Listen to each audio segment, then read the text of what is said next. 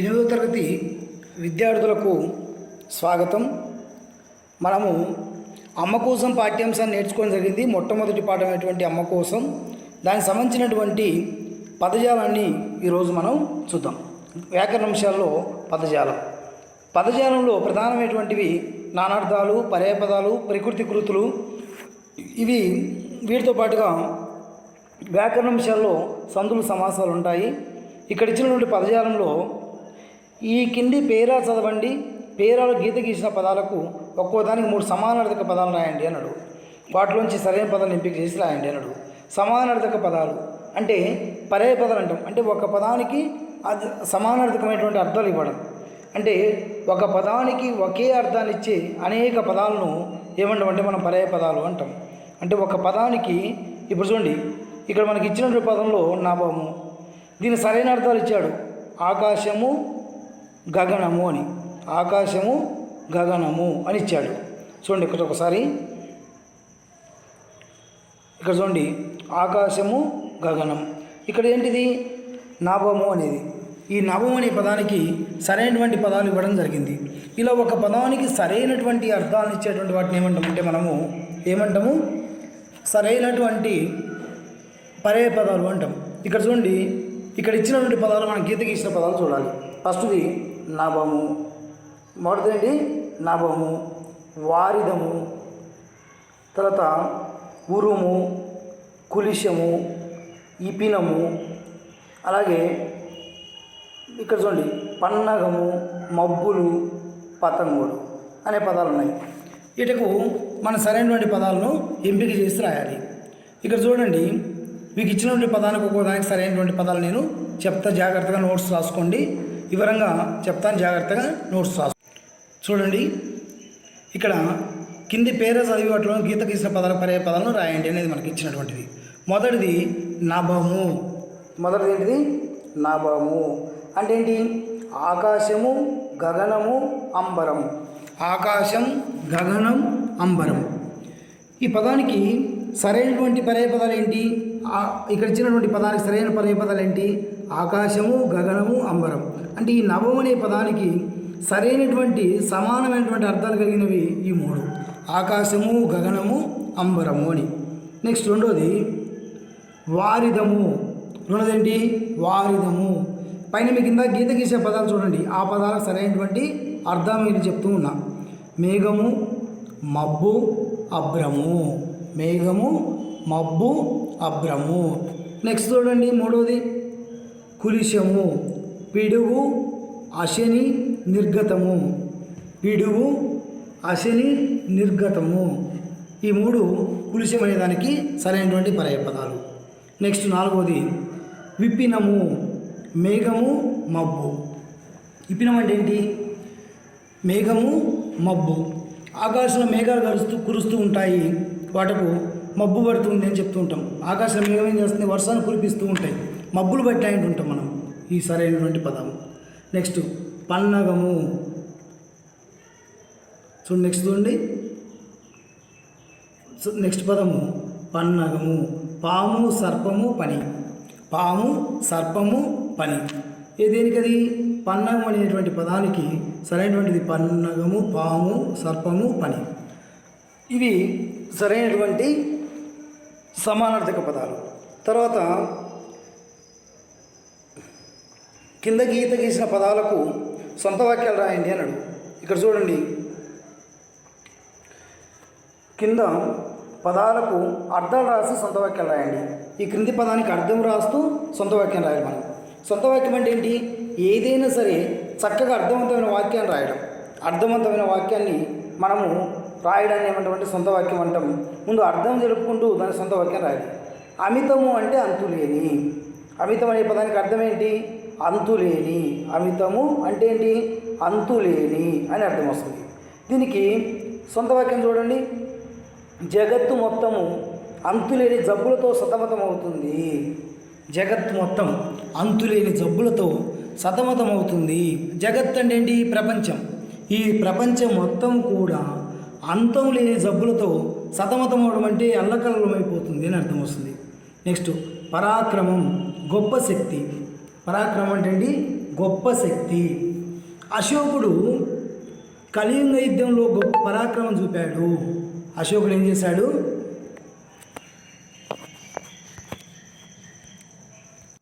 అశోకుడు కళింగ యుద్ధంలో గొప్ప పరాక్రమం చూపాడు. ఏం చూపించాడు? గొప్ప పరాక్రమాన్ని చూపించాడు. అంటే పరాక్రమం ఏంటంటే గొప్ప శక్తిని, ధైర్య సాహసాన్ని ప్రదర్శించడం. నెక్స్ట్ దాస్యం, బానిసత్వం. దాస్యం అంటే ఏంటి? బానిసత్వం.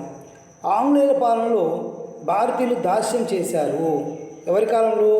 ఆంగ్లేయుల కాలంలో. బ్రిటిష్ వారు భారతదేశం పరిపాలిస్తున్నప్పుడు భారతీయులంతా కూడా దాస్యం అంటే బానిసత్వంగా బతికారు అని అర్థం వస్తుంది. తర్వాత ప్రసిద్ధి అంటే ఏంటి? ఖ్యాతి. కొండపల్లి కొయ్య బొమ్మలకు ప్రసిద్ధిగాంచింది. ప్రసిద్ధి అంటే ఏంటి? ఖ్యాతి, గొప్పది. ఖ్యాతి మళ్ళీ గొప్పది కూడా వస్తుంది. గొప్పది అనేటువంటి పదం వస్తుంది.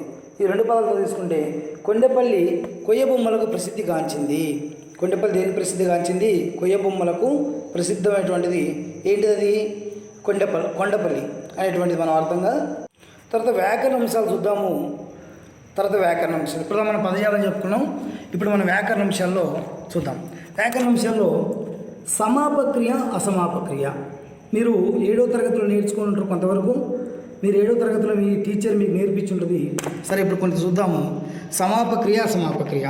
అసలు సమాపక్రియ అంటే ఏంటి, అసమాపక్రియ అంటే ఏంటి అనేది మనం చూద్దాం. మీరు ఎప్పుడైనా ఒక సామాన్య వాక్యం మనము చూడండి, అచ్చు లేదా హల్లులు కలిస్తే పదము అవుతుంది. ఒక అచ్చు హల్లు ఏర్పడితే ఒక పదం అవుతుంది. పదాల కలయిక ఏమవుతుందంటే వాక్యం అవుతుంది. పదాలు కలిస్తే ఏమవుతుంది? వాక్యం అవుతుంది. ఈ వాక్యాల కలయికను ఏమంటామంటే సామాన్య వాక్యము అంటాం. ఏమంటాం దాన్ని? సామాన్య వాక్యం అంటాం.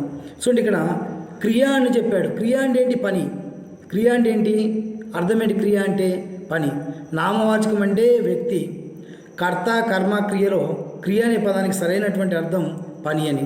అంటే ఏ పని చేస్తుందో తెలిపేటువంటిది క్రియ. సమాపక్రియ అంటే పని పూర్తి అవ్వడం. అసమాపక్రియ అంటే పని పూర్తి కాకపోవడము. పని పూర్తి కాకపోవడం. చూడండి, తిని, చూసి, వండి, విని, చేస్తూ, వింటే, ఆడుతూ, ఈ పదాలన్నీ కూడా అసమాపక్రియలో ఉన్నాయి.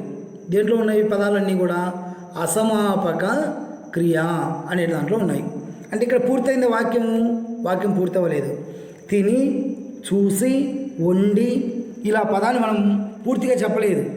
అలా పూర్తి కాని పదాలను ఏమంటామంటే అసమాపక్రియలు అంటాము. ఏమంటామంటును? అసమాపక్రియలు. అంటే ఇక్కడ పని పూర్తి కాని క్రియలను ఏమంటామంటే మనము అసమాపక క్రియలు అంటాము. అయితే పని పూర్తి అయితే వాటిని ఏమంటామంటే సమాపక్రియలు అంటాము. పని పూర్తి అవ్వడం, తిన్నాడు, ఉన్నాడు, చూడండి సమాపక క్రియ.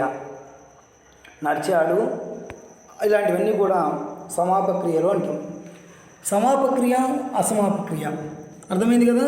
చూడండి, పని పూర్తయితేనేమో సమాపక్రియ, పని పూర్తి అవ్వకుండా వాక్యం అసంపూర్తిగా ఉంటేనేమో అది అసమాపక్రియ. చూడండి, తిన్నాడు, చదివాడు, చూశాడు, వండింది, విన్నది, చేస్తాడు, ఇవన్నీ కూడా ఏమవుతుందంటే సమాపక్రియలు అవుతున్నాయి. అంటే పని పూర్తయింది. ఇలా పని పూర్తయితే వాటిని ఏమంటామంటే సమాపక క్రియలు అంటాము. ఏమంటాం వాటిను? సమాపక క్రియలు అని పిలుస్తాము. కాబట్టి సమాపక క్రియలు అంటే అర్థమైంది కదా మనకు, అసమాపక క్రియ అంటే అర్థమైంది కదా. సరే, ఇప్పుడు మనము సంశిష్ట వాక్యాల గురించి చెప్పుకుందాం. సామాన్య వాక్యం అంటే ఏంటి? ఒక అర్థవంతమైనటువంటి పని పూర్తవుతూ చెప్పినటువంటి వాక్యాన్ని సామాన్య వాక్యం అంటాము. రాము అన్నం తిన్నాడు, రాము అన్నం తిన్నాడు, ఇది సామాన్య వాక్యం. అంటే ఇక్కడ పని పూర్తయింది, నామవాచకం వచ్చింది, వాక్యం పూర్తయింది. దీన్ని ఏమంటామంటే సామాన్య వాక్యం అంటాము. ఏమంటే దీన్ని సామాన్య వాక్యం అని పిలుస్తాం. సామాన్య వాక్యం గుర్తుపెట్టుకోండి. పని పూర్తయితే సమాపక్రియ, పని పూర్తి కాకపోతే అసమాపక్రియ. అలా కాకుండా వాక్యం పూర్తయితే దాన్ని ఏమంటామంటే సామాన్య వాక్యం అంటాము. సామాన్య వాక్యం అంటాము.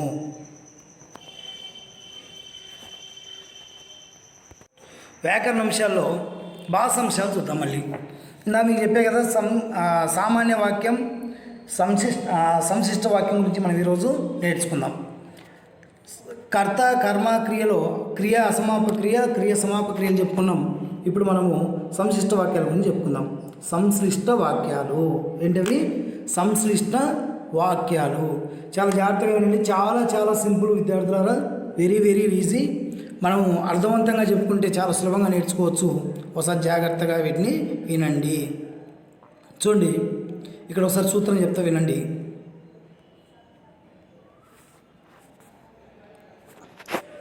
సంశ్లిష్ట వాక్యం ఏంటది?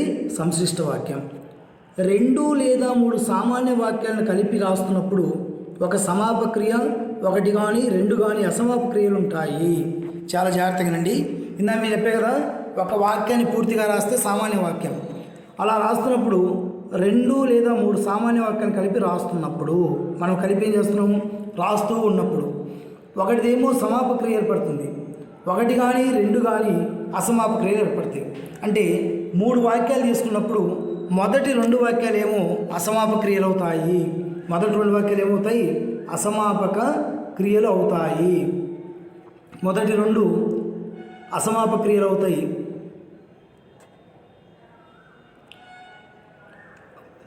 మొదటిది చివరిది సమాపక్రియ అవుతుంది. మొదటిది 2 అసమాపక్రియలు అయితే చివరిది సమాపక్రియ అవుతుంది. ఇటువంటి వాక్యాలను ఏమంటామంటే మనము సంశ్లిష్ట వాక్యాలు అంటారు. ఏమంటాం? వాటిను సంశ్లిష్ట వాక్యాలు అంటాము. అయితే ఒకసారి వినండి.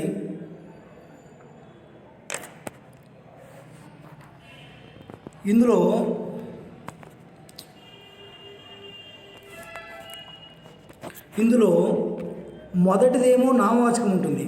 చూడండి, ఇప్పుడు మనం 2, 3 లేదా వాక్యాలు తీసుకుంటాం చెప్పే కదా, 1, 2, 3 ఈ 3 వాక్యాలు తీసుకున్నాం. ఈ 3 వాక్యాల్లో మొదటిదేమో నామవాచకం ఉంటుంది, రెండో వాక్యం నామవాచకం తొలగించబడుతుంది. రెండో వాక్యం నామవాచకం ఏం చేస్తుంది? తొలగించబడుతుంది. జాగ్రత్తగా వినండి.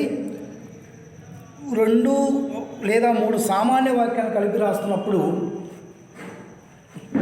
ఒక అసమాపక్రియ ఏర్పడుతుంది. ఆ అసమాపక్రియ 1 కానీ 2 కానీ ఏర్పడతాయి, ఒకటేమో సమాపక్రియ ఏర్పడుతుంది. ఇటువంటి వాక్యాలను ఏమంటామంటే మనము సంశ్లిష్ట వాక్యాలు అంటాము. ఏమంటాం? సంశ్లిష్ట వాక్యాలు అంటారు. ఇందులో మొదటి నామవాచకం ఉండి మొదట ఏముంటుంది? నామవాచకం ఉంటుంది. చూడండి, వీటిని ఏమంటామంటే మనం సంశ్లిష్ట వాక్యాలు అంటాం. అయితే ఇందులో 1, 2, 3 తీసుకుంటే ఈ మొదటిదేమో సామాన్య సంశిష్టం అసమాపక్రియ అవుతుంది, రెండోది అసమాపక్రియ అవుతుంది, ఈ మూడోది మాత్రం సమాపక్రియ అవుతుంది. ఇందులో మొదటి దాంట్లో మాత్రం నామవాచకం వస్తుంది. ఈ మొదటి దాంట్లో మాత్రమే నామవాచకం వస్తుంది. రవి అనే పేరు 2 సార్లు పిలుస్తాం అనుకోండి. ఈ పిలుస్తున్నప్పుడు ఈ మొదట ఉన్న రవి మాత్రమే మిగిలిపోతుంది. చూడండి, ఒక ఉదాహరణ చూద్దాం మనము. చూడండి, ఇక్కడ ఒకసారి గీత బజార్కి వెళ్ళింది, గీత కూరగాయలు కొన్నది. గీత బజార్కి వెళ్ళింది, గీత కూరగాయలు కొన్నది. ఇక్కడ ఇది సంశిష్ట వాక్యం. ఇదే వాక్యం? ఇది సంశిష్ట వాక్యం. గీత బజార్కి వెళ్ళింది, గీత కూరగాయలు కొన్నది. ఇక్కడ మనం దీన్ని ఏం చేసినామంటే, ఇక్కడ 2 సామాన్య వాక్యాలు ఇవి. ఇది మొదటి వాక్యం, ఇది రెండో వాక్యం. ఈ 2 సామాన్య వాక్యాలుగా తీసుకున్నప్పుడు దీన్ని మనం సంశిష్టలోకి మారుస్తున్నప్పుడు మీకు చెప్పే కదా, నామవాచకం ఒకటే మిగులుతుందని. గీత బజార్కి వెళ్ళి, ఇక్కడ అసంపూర్ణ క్రియ అయింది, సమాపక్రియ కాదు అసమాపక్రియ అయింది మొదటిది. ఈ మొదట ఉన్నటువంటిది అసమాపక్రియగా మారింది. ఇక్కడ ఉన్న గీత ఒకటే మిగిలిపోయింది. రెండో పదంలో గీత అనేది ఆ నామవాచకం అనేది కోల్పోయింది. ఇక్కడ కూరగాయలు కొన్నది. చాలా చాలా సింపుల్గా చెప్పాలంటే, గీత బజార్కి వెళ్ళి కూరగాయలు కొన్నది, గీత బజార్కి వెళ్ళింది ఒక వాక్యం, గీత కూరగాయలు కొన్నది ఒక వాక్యం. ఈ 2 కలిపి సంశిష్టంలో మారుస్తే గీత బజార్కి వెళ్ళి కూరగాయలు కొన్నది, గీత బజార్కి వెళ్ళి కూరగాయలు కొన్నది. ఇంకోటి చూడండి, అమ్మ నిద్ర లేచింది, అమ్మ ముఖం కడుక్కుంది. ఇది 2 వాక్యాలు. ఒకటి వాక్యం, ఇది రెండో సామాన్య వాక్యం. ఇందులో మొదటిది రెండిట్లో కూడా సమాపక్రియ ఉంది. దీన్ని సంశిష్ట వాక్యాలకు మారుస్తున్నప్పుడు, సంశిష్టంలోకి మారుస్తున్నప్పుడు అమ్మ నిద్ర లేచి ముఖం కడుక్కుంది, అమ్మ నిద్ర లేచి ముఖం కడుక్కుంది. ఇక్కడ వాక్యం మొదటిది పూర్తి అవ్వలేదు, దాని సమాపక్రియ అసమాపక్రియ అని పిలుస్తాం. అసమాపక్రియ అవుతుంది మొదటిది, రెండవది సమాపక క్రియ అవుతుంది. తర్వాత చూడండి,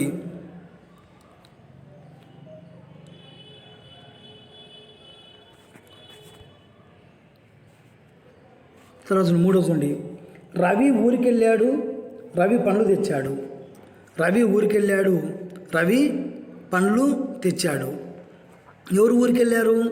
రవి. రవి ఊరికెళ్ళి పండ్లు తెచ్చాడు. రవి ఊరికెళ్ళాడు, రవి పండ్లు తెచ్చాడు.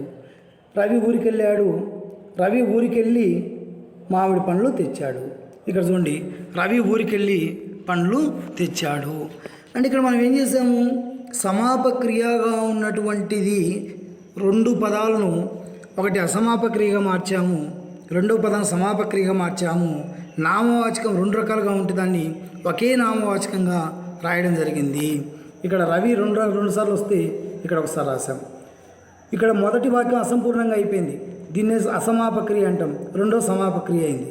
కాబట్టి ఇలా వేరు 2 లేదా 3 సామాన్య వాక్యాలు కలిపి ఒకే వాక్యంగా రాసి దాన్ని ఏమంటామంటే సంశ్లిష్ట వాక్యములు అంటాము. ఏమంటాము? సంశ్లిష్ట వాక్యములు అంటాము. ఈ పాఠ్యభాగం సంబంధించినటువంటి సందులు కొన్ని ఇచ్చారు, మనం వాటిని ఈరోజు చూద్దాము. ఆ సందుల్లో మనకిచ్చినటువంటి సందులు ఒక 3-4 మాత్రమే ఇచ్చారు. ఏ సంధి, ఆ సంధి ఏమవుతుంది మనం ఇక్కడ నేర్చుకుందాం. మొదటి ఇచ్చినటువంటి సంధి ఆమ్లెట్ సంధి ఇవ్వడం జరిగింది. ఆమ్లెట్ సంధి అంటే ఒక పదాన్ని ఇచ్చి ఇది ఏ సంధియో గుర్తించండి అని ఇచ్చాడు మీకు. సహజంగా మీరు 7వ తరగతిలో నేర్చుకుంటున్నానా? మీరు కొంత నేర్చుకున్నారు కదా, ఇప్పుడు కొన్ని నేర్చుకుందాం మనం. మీరు 7వ తరగతిలో దాదాపు కొంతవరకు నేర్చుకోవడం జరుగుతుంది. అక్కడ మీరు సందులు ఏంటి, పూర్వపదం అంటే ఏంటి, పరపదం అంటే ఏంటి, అసలు సంధి ఎలా ఏర్పడుతుంది నేర్చుకొని ఉంటారు. మనం ఇక్కడ కొన్ని నేర్చుకుందాం. సరే, మీకు ఒక ఉదాహరణ చెప్తా వినండి. అసలు సంధి అంటే ఏంటి? అసలు సంధి అంటే ఏంటి? 2 వేరు పదాల కలయికను సంధి అంటాము. 2 వేరు పదాలను కలుపుతూ రాస్తే దాన్ని సంధి అంటాం. అది సంధి ఏర్పడుతున్నప్పుడు 2 రకాలుగా ఉంటుంది. ఒకటి పూర్వపదం ఉంటుంది, ఒకటి ఏంటిది పూర్వపదం ఉంటుంది, రెండోది పరపదం ఉంటుంది. రెండోది ఏముంటుంది? పరపదము. పూర్వపదము, పరపదం అనేటువంటి 2 పదాలు ఉంటాయి. ఈ పూర్వపదము పరపదము మధ్యలో ప్లస్ ఉంటుంది. ఈ ప్లస్ ఏంటి? కూడిక.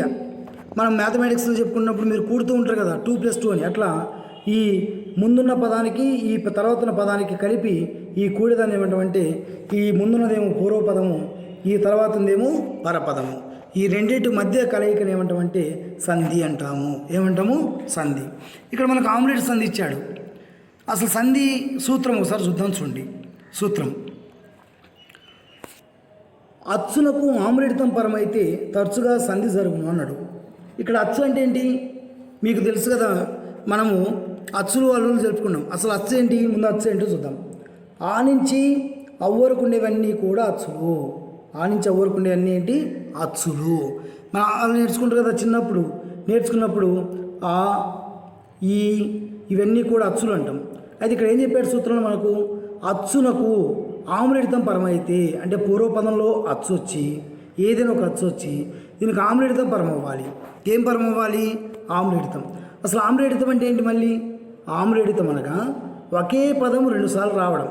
చూడండి, ఒక పదాన్ని విభజిస్తున్నప్పుడు ఒకే పదం 2 సార్లు వస్తూ పరపదంలో వచ్చినటువంటి పదాన్ని ఏమంటామంటే ఆమ్లెట్తం అంటాము. ఏమంటాం? పరపదంలో వచ్చిన పదాన్ని ఆమ్లెట్తం అంటాము. పరపదం అంటే ఏంటి? ఒక పదాన్ని 2 సార్లు మళ్ళీ వస్తున్నప్పుడు పరపదంలో ఏదైతే వస్తుందో దాన్ని మనం ఆమ్లెట్తం అని పిలుస్తాం. ఏమని పిలుస్తాం? దాన్ని ఆమ్లెట్తము అని పిలుస్తాం. కాబట్టి ఇక్కడ ఆమ్లెట్ సంధిలో చెప్పింది ఏంటి? పూర్వపదం అచ్చు వచ్చి దాని పరపదం ఆమ్లెట్తం అయితే అది సంధి జరుగును అన్నాడు. ఇక్కడ చూడండి, ఒక పదం చూద్దాం మనం. ఇక్కడ ఔరౌరా. ఇక్కడ చూడండి, ఔరౌరా. ఇక్కడ చూడండి, ఔరౌరా. దీన్ని విభజించినప్పుడు ఔరా ప్లస్ ఔరా. ఔరౌరా విభజించినప్పుడు ఏమైంది? ఔరా ప్లస్ ఔరా. ఇక్కడ పూర్వపదంలో రాలో ఏ అక్షరం వచ్చింది మనకు? ఆ వచ్చింది. ఆ అనేటువంటి అచ్చు వచ్చింది. ఇక్కడ సూత్రం చెప్పాడు కదా మనకు, రా కింద ఆ వస్తుంది అంటే ర్ ప్లస్ ఆ, రా. అర్థమవుతుంది కదా మీకు? ఇది పొల్లు హల్లు అంటాం. ఈ పొల్లు హల్లు అల్లుగా మారాలంటే దానికి అచ్చు ఏర్పడాలి. ఇక్కడ ర్ చూడండి, ర్ ప్లస్ ఆ ఏమవుతుంది? రా. ఇక్కడ వచ్చింది కదా మనకు ఔరాలో. ఈ ఔరాలో ఈ రా కింద ఏమొచ్చింది? ఆ. దీనికి ఆమ్లెట్తం పరమైంది. దీనికి ఏం పరమైంది? ఆమ్లెట్తం పరమైంది. కాబట్టి ఔరౌర అనేది ఆమ్లెట్త సంధి. ఇది ఇంకా కొన్ని ఉదాహరణలు చూడండి. పట్ట పగలు, పగలు పగలు, ఔరౌరా, ఆహా ఆహాహా, ఆహా ఆహా, ఆహా ఆహా, ఏమేమి, ఏమి ప్లస్ ఏమి. చూడండి ఇంకో ఉదాహరణ, ఏమేమి ఏమొస్తుంది, ఏమి ప్లస్ ఏమి. ఇక్కడ తీసుకుంటే ఇక్కడ ఈ వచ్చింది, ఇక్కడ కూడా ఆమ్లెట్తో పరమైంది. ఇది ఆమ్లెట్తో సంధి. తర్వాత ఇంకోటి మనకి ఇచ్చినటువంటి పదము ఏ పదము గుర్తించమంటే వృద్ధి సంధి కింద వస్తుంది ఒక పదం. ఆ వృద్ధి సంధి ఏంటో చూద్దాం. ఇందా మీకు చెప్పే కదా సంధి అంటే ఏంటనేది. చూడండి వృద్ధి సంధి. ఈ వృద్ధి సంధి అనేది సంస్కృత సంధి. సంస్కృత సంధి మన సంస్కృత సంధి అని ఎలా అంటాము అంటే, జాగ్రత్తగా వినండి, సంస్కృత సంధి అని ఎలా అంటామంటే, రెండు సంస్కృత పదాల మధ్య మాత్రమే సంధి జరిగితే దాన్ని సంస్కృత సంధి అంటాము. రెండు సంస్కృత పదాల మధ్య మాత్రమే సంధి జరిగితే అంటే పూర్వపదము పరపదము రెండు కూడా సంస్కృతమై ఉండాలి. ఇక్కడ ఉన్నటువంటి పూర్వపదం సంస్కృత పదమై ఉండాలి, ఇక్కడ పరపదంలో కూడా సంస్కృతమై ఉండాలి. అలా రెండు పూర్వపదము పరపదాల మధ్య మాత్రమే సంధి జరిగితే దాన్ని ఏమంటామంటే మనము ఏమంటాము, సంస్కృత సంధి అంటాము. మరి రెండు తెలుగు పదాల మధ్య సంధి జరిగితే వాటిని ఏమంటాము, తెలుగు సంధి అంటాము. ఏమంటాం వాటిను, తెలుగు సంధులు అంటాం. ఇక్కడ మనకు వృద్ధి సంధి ఒకసారి సూత్రం చెప్తా, జాగ్రత్తగా వినండి. అకారమునకు ఏ ఐలు పరమైతే ఐకారము, ఓ అవులు పరమైతే ఔకారం ఆదేశం అగును అన్నాడు. చూడండి ఇక్కడ జాగ్రత్తగా గమనించున్నానా. అకారము అంటే ఏంటి, ఆ అనే శబ్దము, సూత్రం చూడండి, సూత్రం ప్రతి పదాన్ని యోచిస్తాను నేను, ఒక్కొక్క పదాన్ని మీకు వివరంగా చెప్తున్నా, జాగ్రత్తగా గమనిస్తూ వినండి. 1-2 సార్లు వినండి, తప్పేం లేదు. ప్రతి పదాన్ని మీకు వివరణాత్మకంగా చెప్తూ ఉన్నా. ఫస్ట్ అకారం అంటే ఏంటి, ఆ అనే శబ్దం పూర్వపదంలో రావాలి. ఆ అనే శబ్దంలో ఎక్కడ రావాలి మనకు, పూర్వపదంలో. కారము మీన్స్ శబ్దము ధ్వని. ఆ కారం అంటే ఏంటి, శబ్దము ధ్వని. ఇది ఎక్కడ రావాలంట, పూర్వపదంలో రావాలి. దీనికి ఏ కానీ ఐ కానీ పరమైతే, పరపదంలో ఏం రావాలి, ఏ కానీ ఐ కానీ వస్తే అయ్యి వస్తుంది. ఏమొస్తుందంట, అయ్యి వస్తుంది. అలాగే పూర్వపదంలో ఆ ఉంటూ దీనికి ఓ కానీ అవు కానీ వస్తే ఆదేశం ఏమొస్తుందంట, అవ్వు వస్తుంది. ఏమొస్తుంది, అవ్వు అనేది ఆదేశం అవుతుంది అన్నాడు. ఆదేశం అంటే ఏంటి, ఇక్కడ ఉన్నటువంటి పూర్వపదాన్ని, ఇక్కడ ఉన్నటువంటి పూర్వపదాన్ని, ఇక్కడ ఉన్నటువంటి పరపదాన్ని తొలగించి వీటి స్థానంలో కొత్తగా ఇంకొకటి వచ్చి చేరితే దాన్ని ఏమంటామంటే ఆదేశము అంటాము. అంటే పూర్వ పరపదాలను తొలగించి వాటి స్థానంలో కొత్తగా వేరొక అక్షరం వచ్చి చేరుతున్న మనం ఏమంటామంటే ఆదేశము అంటాము. ఏమంటాము, ఆదేశము అని పిలుస్తాం. పూర్వ పరపదాలను తొలగించి వాటి స్థానంలో శత్రువు వలె వచ్చి ఇంకోటి వచ్చేరడం, దాన్ని ఆదేశము అంటాం. అర్థమైంది కదా నాన్న స్టూడెంట్స్, అర్థమైంది కదా. అకారము అంటే పూర్వపదంలో ఆ ఉండాలి, పూర్వపదంలో ఏముండాలి, ఆ ఉండాలి. దీనికి పరపదం అని చెప్పే కదా, ప్లస్ తర్వాత, ప్లస్ ముందు ఆ ఉండి ప్లస్ తర్వాత అంటే పరపదం అంటే ప్లస్ తర్వాత వచ్చే పదంలో ఏ ఐలు వస్తే ఐ, ఓ అవులు వస్తే అవు ఆదేశంగా వస్తాయి. ఎలా వస్తాయంట, ఆదేశంగా వస్తాయి. ఒక ఉదాహరణ చూద్దాం, చూడండి. ఈ ఉదాహరణ చూస్తే మీకు అర్థమైంది. ఒకసారి చూడండి.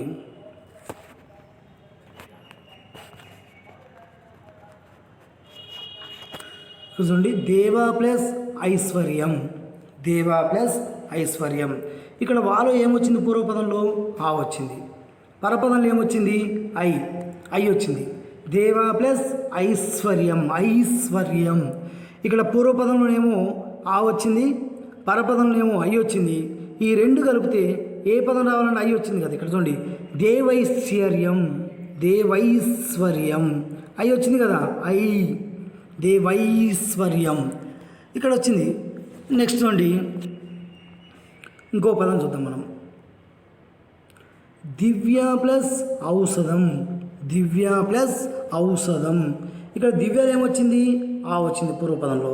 ఇక్కడ పరపదంలో ఏమొచ్చింది, అవు. ఇక్కడ చూడండి, అవు వచ్చింది కదా, ఇక్కడ పరపదంలో ఆ వచ్చింది. ఈ రెండు కలిపితే దివ్యౌషధం, దివ్యౌషధం. దివ్య ప్లస్ ఔషధం, దివ్యౌషధం, ఔ అనేటువంటిది మనకు ఇక్కడ రావడం జరుగుతుంది. నెక్స్ట్ ఇంకో ఉదాహరణ చూద్దాం మనం. ఇంకో ఉదాహరణ చూద్దాం. దేశ ప్లస్ ఔన్నత్యం, దేశ ప్లస్ ఔన్నత్యం. ఇక్కడ పూర్వపదంలో ఆ వచ్చింది కదా, ఇక్కడ ఏమొచ్చింది పరపదంలో అవు వచ్చింది, అవు వచ్చింది. ఈ రెండు కలిపితే దేశౌన్నత్యం, దేశౌన్నత్యం ఔ అనేటువంటి స్వరం ఇక్కడ వినిపిస్తుంది. అంటే ఇక్కడ సూత్రం అర్థమైంది కదా మనకు. అకారములకు ఏలు పరమైతే ఐకారము, ఓ అవులు పరమైతే ఔకారం ఆదేశం అవును. ఏం ఆదేశం అవుతాయి? ఔకారం. అంటే ఈ ఆనే పదం పూర్వపదంలో ఉంటూ దీనికి ఏ ఐ పరమైతే ఐకారం వస్తుంది, ఓవులు పరమైతే ఔకారం వస్తుంది అనేటువంటిది మనము ఇక్కడ నేర్చుకోవాల్సినటువంటి ప్రధానమైనటువంటి సూత్రము. ఇంకో సంధి గురించి చూద్దాం ఇక్కడ. సరే నెక్స్ట్ అండి యనాదేశ సంధి. నెక్స్ట్ ఏంటి? యనాదేశ సంధి. యనాదేశ సంధి అంటే ఏంటి? ఇది కూడా సంస్కృత సంధి. ఇందా మీరు చెప్పే కదా విద్యార్థులారా, సంస్కృత సంధులలో ఇది కూడా ప్రధానమైనటువంటి సంస్కృత సంధి. సవన దీర్ఘం ఒకటి, గుణసంధి ఒకటి, వృద్ధి సంధి ఒకటి, యనాదేశ సంధి ఒకటి. ఈ 4 ప్రధానమైనటువంటి సంస్కృత సంధులుగా మనం చెప్పుకోవచ్చు. అందులో ఇది కూడా ఒకటి, యనాదేశ సంధి. ఈ సంధి ఇది యనాదేశ సంధి. చూడండి ఇక్కడ సూత్రం ఒకసారి చూద్దాం మనం. ఈ ఊరులకు అసవర్ణములైన అచ్చులు పరమైతే క్రమంగా ఏ వారు ఆదేశమగును అన్నాడు సూత్రం. సూత్రం ఫస్ట్ జాగ్రత్తగానండి. ఈ సూత్రం ప్రకారం ప్రతి అంశాన్ని కూడా మీకు నేను వివరిస్తాను. ప్రతి అంశం వివరిస్తాను, నిదానంగా అర్థమవుద్ది, జాగ్రత్తగా వినండి. సూత్రం ఏంటంటే ఈ ఊరులకు అసవర్ణములైన అచ్చులు పరమైతే క్రమంగా యావార్లు ఆదేశమగును అన్నాడు. అంటే ఇక్కడ చెప్పినటువంటి ప్రకారం ఏంటంటే ఈ ఊరులు అనేవి పూర్వపదంలో రావాలి. అంటే ఇక్కడ పూర్వపదంలో ఈ కానీ ఊ కానీ రూ కానీ వస్తే ఏమొస్తే ఈ కానీ ఊ కానీ రూ కానీ పూర్వపదంలో రావాలి. వస్తే దీనికి అసవర్ణములైన అచ్చులు అన్నాడు. సవర్ణమైన అచ్చులు అంటే సమానమైనటువంటిది. ఇక్కడ ఈ వచ్చి ఇక్కడ ఈ వస్తే సవర్ణ దీర్ఘ సంధి అవుతుంది. దీనికి ఆ వస్తే ఈకి ఆ వస్తే ఇక్కడ ఏమొస్తుందంట? యా వస్తుంది. ఊకు ఆ వస్తే వా వస్తుంది. రూకు ఆ వస్తే ఏమవుతుంది? బండిరావత్తు వస్తుంది. యావారాలు వచ్చును అన్నాడు.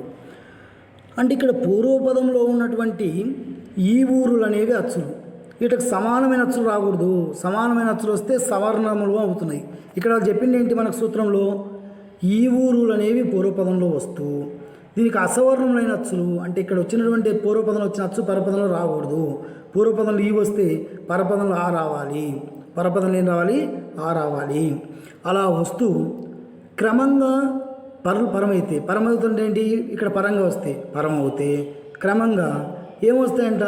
యావార్లు ఆదేశం అవునన్నాడు. అంటే ఇక్కడ ఉన్నటువంటి ఈ ఇక్కడ ఉన్నటువంటి ఆ ఈ రెండు తొలగించి వీటి స్థానంలో ఏ వస్తుంది, ఏ వస్తుంది. ఇక్కడ ఆదేశం అంటే సూత్రం చెప్తా ఒకసారి చూడండి. పూర్వ పరపదక్షరాలను తొలగించి వాటి స్థానంలో ఇంకొక అక్షరం శత్రుత్వం వలె వచ్చి చేరుటిన ఆదేశం అంటాము. ఆదేశం అంటే ఏంటో ముందు చూడండి. మీకు 7th చెప్పినట్రో లేదో సరే ఒకసారి చెప్పినా చెప్పకపోయినా మళ్ళీ ఒకసారి నేర్చుకోండి.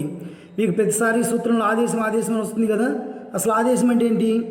పూర్వ పరపద అక్షరాలను తొలగించి అంటే పూర్వపదం అక్షరాన్ని పరపదం అక్షరాన్ని తొలగించి వాటి స్థానంలో ఇంకొక అక్షరం శత్రుత్వం వలె చేరుతుంది. శత్రుత్వం వల్ల అంటే ఏంటి? శత్రువు వలె అంటే ఏమవుతుంది?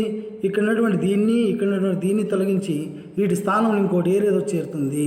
ఇలా వచ్చేరడాన్ని ఏమంటామంటే ఆదేశం అంటాము. ఏమంటాం దీన్ని? ఆదేశము. ఏమంటాము? ఆదేశము అంటాం. అర్థమైంది కదా. పూర్వ పరపదక్షరాలను తొలగించి వాటి స్థానంలో ఇంకో అక్షరము శత్రుత్వం వలె చేరుతుంది. ఎలా చేరుతుందంట? శత్రువు వలె. పూర్వ పరపదక్షరాలను తొలగించి వాటి స్థానంలో ఇంకో అక్షరం శత్రుత్వం వలె చేరుటను ఆదేశం అంటాము. ఏమంటాము? ఆదేశము. ఆదేశం అంటే అర్థమైంది కదా మీకు. కాబట్టి ఇక్కడ సూత్రం చూస్తే మనము ఈ ఊరులకు అసవర్ణములైన అచ్చులు పరమైతే క్రమంగా ఏ వార్లు ఆదేశమగును. క్రమంగా ఏ వార్లు ఆదేశమగును అంటే ఆదేశంగా వస్తాయి అని అర్థం వస్తుంది. సరే నెక్స్ట్ ఇక్కడ సూత్రం ప్రకారం కొన్ని ఉదాహరణలు చూద్దాం. ఇక్కడ చూడండి.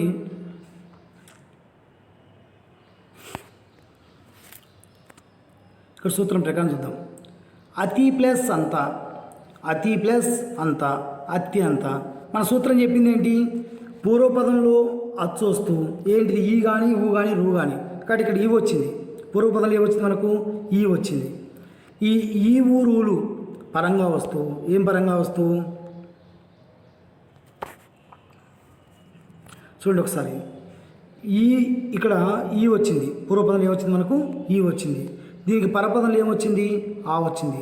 అంటే అసవర్ణమైన అచ్చు వచ్చింది, అదే రాలేదు. వస్తున్నప్పుడు ఆదేశం ఏం రావాలంట యా కానీ వా కానీ రావాలంట. కాబట్టి ఇక్కడ యా వచ్చింది, ఇక్కడ ఏమొచ్చింది యా వచ్చింది. అంటే ఇక్కడ మొదటి పదంలో ఈ, తర్వాతి పదంలో ఆ రెండుని తొలగించి దీని స్థానంలో ఆదేశంగా యావత్తు వచ్చింది. కాబట్టి ఇక్కడ చూడండి, అతి ప్లస్ అంత అత్యంత, అతి ప్లస్ అంత అత్యంత. అంటే ఇక్కడ అతి ప్లస్ అంత అనేటువంటి పదంలో అతిలో పూర్వపదంలో ఈ ఉంది, అంతలో ఆ పరపదం మొదట్లో ఆ ఉంది. ఈ రెండింటిని తొలగించి వాటి స్థానంలో యావత్తు ఆదేశంగా వస్తుంది. నెక్స్ట్ ఇంకోటి చూడండి,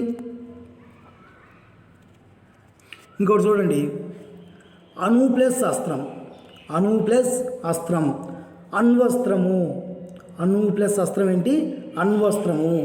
అణు ప్లస్ అస్త్రం, అణు ప్లస్ అస్త్రం అన్నాడు. ఇక్కడ అణులు ఏమొచ్చింది మనకు, అణులు ఏమొస్తుంది మొదటిగా చూడండి, ఇక్కడ ఊ వచ్చింది. ఇక్కడ మొదటి పదంలో ఏమొచ్చింది ఊ వచ్చింది. పదపదంలో ఏమొచ్చింది ఆ వచ్చింది. ఈ రెండింటిని తొలగించి వీటి స్థానంలో మనకు వావత్తు వచ్చింది. ఏమొచ్చింది వావత్తు. అణు ప్లస్ అస్త్రం అణ్వస్త్రము, అణ్వస్త్రము. నెక్స్ట్ చూడండి, ఇంకో ఉదాహరణ కూడా చెప్తా ఒకసారి. ఇంకో ఉదాహరణ కూడా మనం చూద్దాం. చూడండి, పితృ ప్లస్ అర్జితం, పితృ ప్లస్ అర్జితం, పితృ ప్లస్ అర్జితం. ఇక్కడ రూవత్తు వచ్చింది పూర్వపదంలో, ఇక్కడ ఏమొచ్చింది ఆ వచ్చింది. పరపదంలో ఆ వచ్చింది. మీరు చెప్పే కదా రూ ఈ ఊరులు పూర్వపదంలో ఉంటూ దానికి ఆ పరపదంలో వస్తే ఇదేమవుతుంది కలిపి చదువు రాస్తున్నప్పుడు పిత్రార్జితము. ఏమవుతుంది పిత్రార్జితము అవుతుంది, పిత్రార్జితము. ఇక్కడ రావత్తు వచ్చిందా లేదా, కాబట్టి యావత్తు కానీ వావత్తు కానీ రావత్తు కానీ ఈ మూడు ఆదేశం వస్తాయి.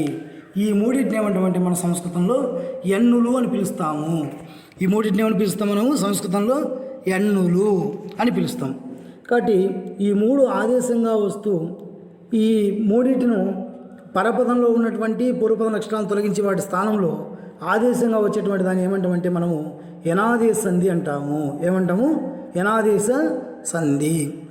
కాబట్టి సంస్కృతంలో ప్రధానమైనటువంటి సంస్కృతంలో సవర్ణ దీర్ఘ సంధి, గుణసంధి, ఉద్ధి సంధి, యనాదేశ సంధి ఇవి ప్రధానమైనటువంటి సంధులు చెప్పుకోవచ్చు. రెండు సంస్కృత పదాల మధ్య మాత్రమే సంధి జరిగితే రెండు సంస్కృత పదాలు అంటే పూర్వపదంలో సంస్కృత పదం ఉండాలి, పరపదంలో సంస్కృత పదాలు ఉండాలి. ఈ రెండింటి మధ్య మాత్రమే సంధి జరిగితే వాటిని సంస్కృత సంధులు అంటాము. మిగతా వ్యాకరణ అంశాలు మనము మళ్ళీ నేర్చుకుందాం. ఈ పాఠ్యభాగం సంబంధించినటువంటి వ్యాకరణ అంశాలు ఇంతవరకే విద్యార్థులారా. మళ్ళీ తరగతులు మనం మాట్లాడుకుందాం.